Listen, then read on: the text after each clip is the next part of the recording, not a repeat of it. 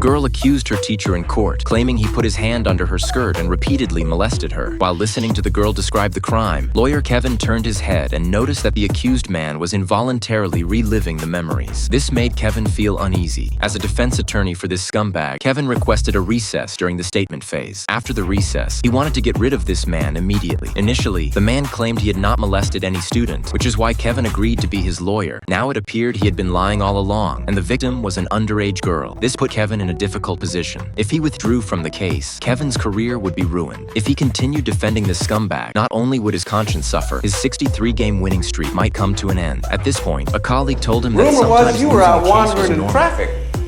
I'm down. Had to close out someday. Nobody wins them all.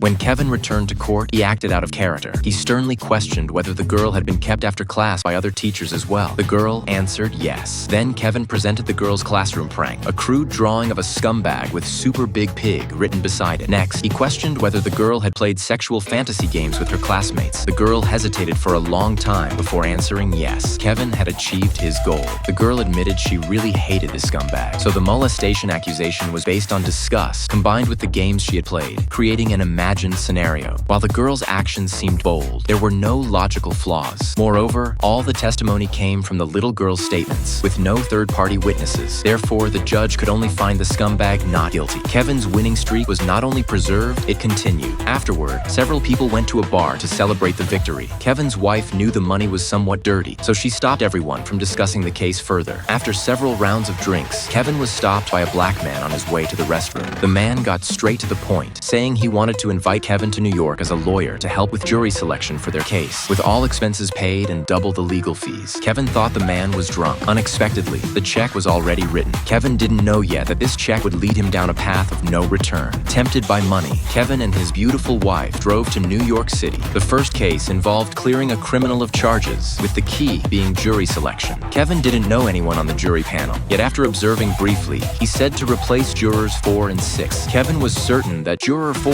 a black man, had a cynical personality, and juror 6, a woman, had emotional trauma and was psychologically unstable. How the hell did you know that? I don't know.